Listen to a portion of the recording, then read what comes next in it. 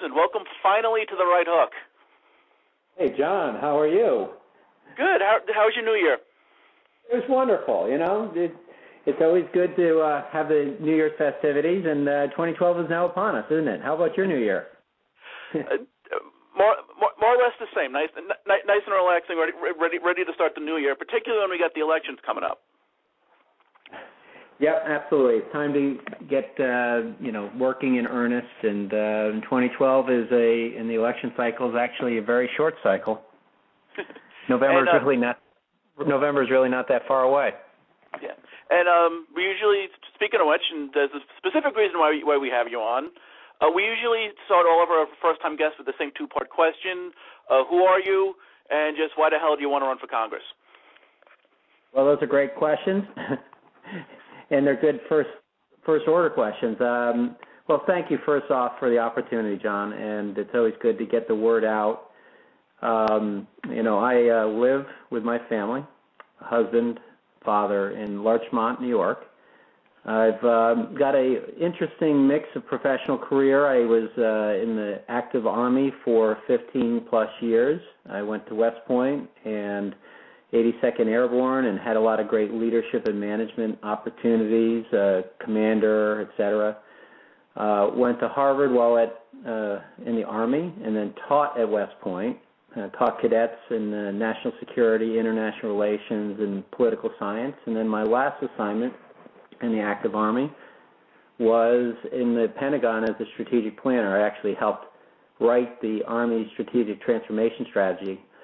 And then I went into the private sector and have been doing that ever since, and worked at great companies, Anderson Business Consulting, J.P. Morgan Chase, and now I'm at a company called Adecco, which is the largest staffing and recruiting company in the world. We help people find jobs, which is very topical for today.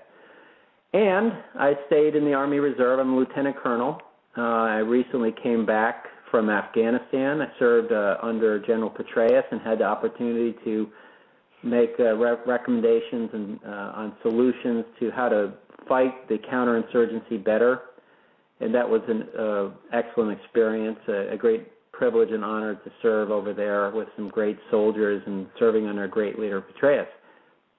So that's a lot in a nutshell, and I'm also a soccer coach, which I find is, interestingly enough, one of the most stressful things in my life. So that's it in a nutshell. I'm a businessman, a public servant, and come at it from private sector leadership management skills as well as public sector. Why am I doing this? Well, it was a couple years ago, as I was seeing us go into this stuff, for example, Obamacare, and the Affordable Care Act. I think everyone knows it as Obamacare, and I really felt like we were going off the cliff and really the wrong direction. In that the growth and the vibrancy of our economy is not in the direction of big government, regulatory structure that's out of control, bureaucracies out of control, and that we really needed to incentivize the economy to really blossom, grow, and help grow jobs and vibrant businesses for the future. So that's why I got involved, and ultimately it's about having a better, more prosperous future for our kids and grandkids. That's what motivates me. Economic growth is my passion and my priority. It's about helping people again, have opportunities in America to be able to climb the ladder of success again, whether you be in retirement or approaching retirement. There's a crisis afoot there with respect to having a viable retirement. If you're in the middle of your career, whether you be middle class or whatever, people are just struggling to pay for their house. They're struggling to even stay in Westchester and in New York. The taxes are pushing them out, pushing jobs and businesses out of our district. So there's just so much we need to do. And then there's the young people who are now entering the workforce who can't find a job. The unemployment rate for the young people is crazy. So this is the next generation that are not building the skills of the future. So there's crises and concerns all around, and the focus has got to be on economic growth to help are find good, lasting, sustainable jobs. I hope I answered your question, John. There's a lot to cover there, and I tried to boil it down. You did, and you touched on two key issues that I think are going to be important coming up in 2012. One of which, of course, is jobs. Because, there's a common belief that the only reason why we have such a good second chance in 2012 against Obama is because the unemployment is still like at 9%, and no one seems to be doing anything to create jobs. As someone whose job it is literally to find jobs for other people, what experiences do you think will help when it comes to actually? You land in Congress tomorrow. What are some of the things that you do to start creating jobs right away? Well, it is about jobs, and it's important to have people in leadership, first off, and who understand how the business world works and the public sector, what government does well and doesn't do well, and what businesses do well and doesn't do well. So right now, government is anti-growth, anti-jobs in all form and fashion. The administration is the most anti-growth administration we've seen in literally, I think, in our history. And we really need to just change the whole dynamic, the framework. And there's a lot of very quick hit things you could do to just change the whole frame of reference and the whole dialogue and create what economists call that the spirit, the drive that gets people to go ahead and invest, to take risk, entrepreneurial risk, and innovate. They call it animal spirits. And those animal spirits have been crushed from all sides. So let's talk about a couple quick hits. How about just quickly lowering the individual income rates, tax rates, as well as corporate tax rates? How about repatriating all the trillions of profits that are sitting overseas because businesses don't want them to be taxed to death? We have some of the highest corporate interest or tax rates amongst the developed world. Those are just really quick things.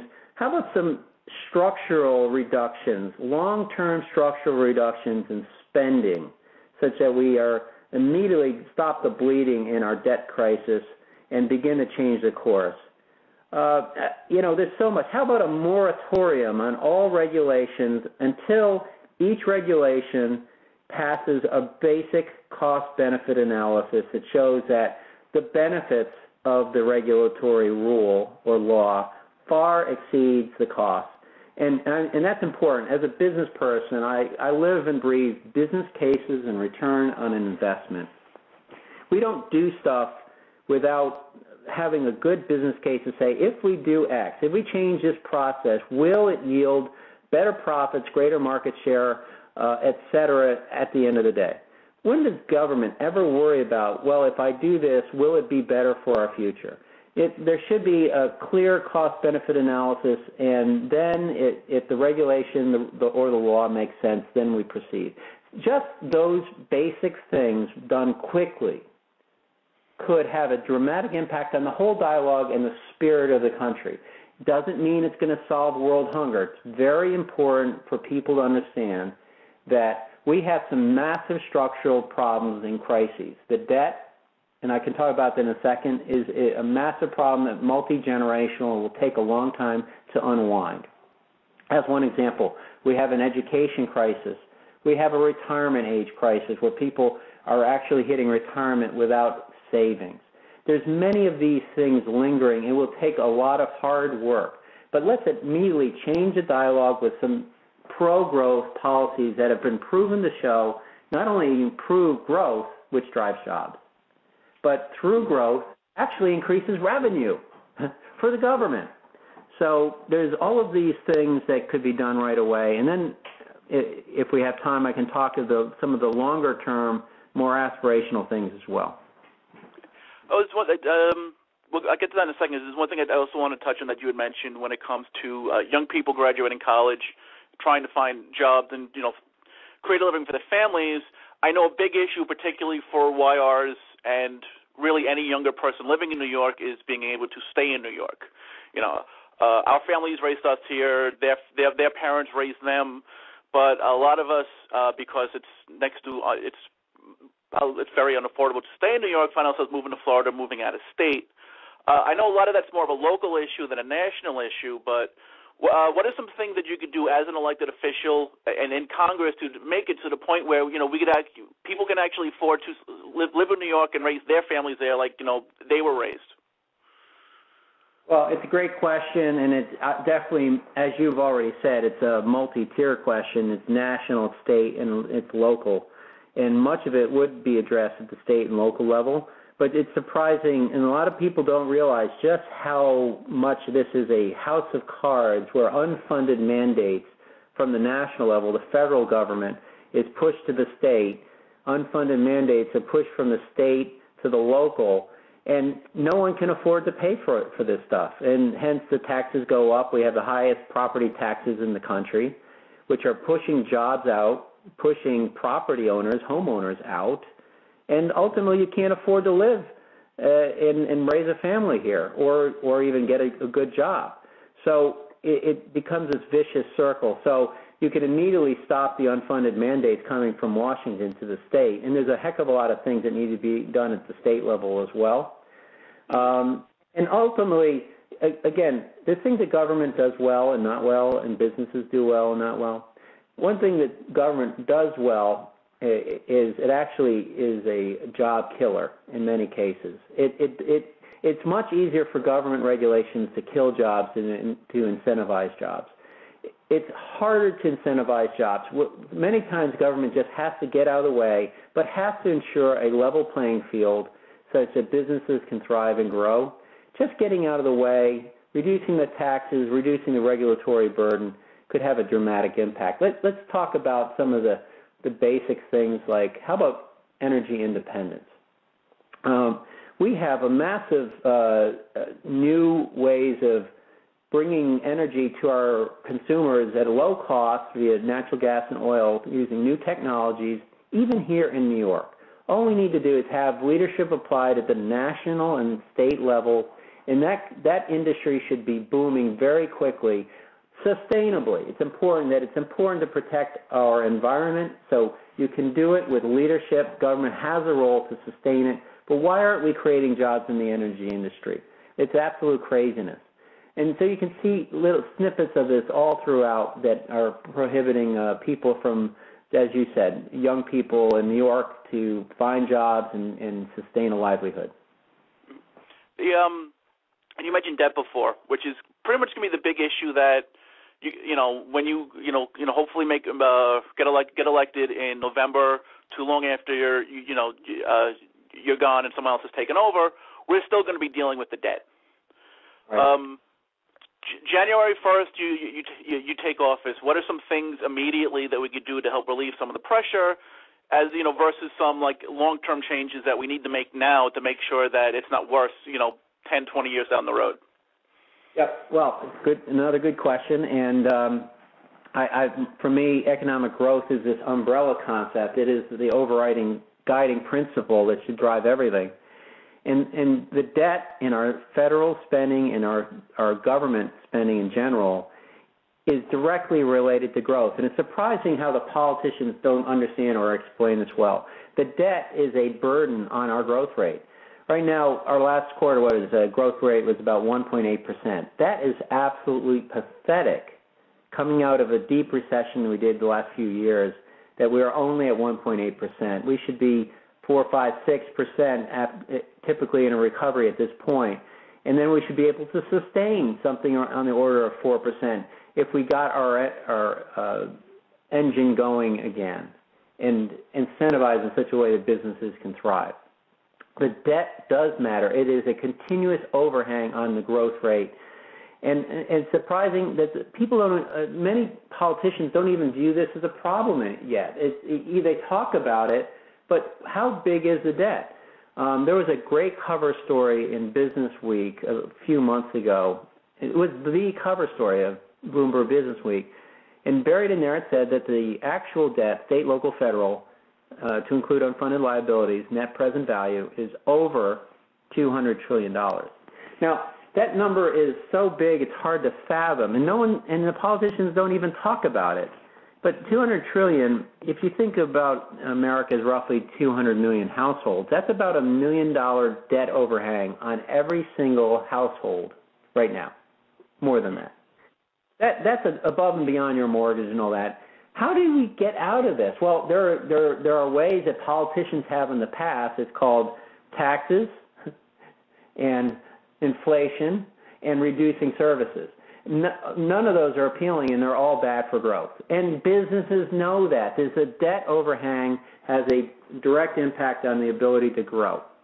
So it is a clear and present danger, and it's a frog that's slowly boiling, doesn't know it.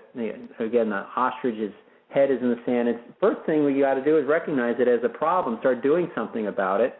This debt has been building over roughly 3 decades. It's not a last couple of years thing, although the last few years, the Obama administration has spent more and created more deficit and debt than all the administrations prior to him combined. So that's interesting how fast the debt is growing. So what can we do about it? Well, first off, we have to have the guiding principle that everything's on the table. Entitlements are on the table. Defense is on the table. We have to get serious and understand that $1 billion here, $1 billion there is no longer good enough. We need to have multiple $1 trillion reduced, and we have to be serious. And it can't be just cut, cut, cut. It has to be Republicans and Democrats, conservatives and independents coming together with new practical solutions.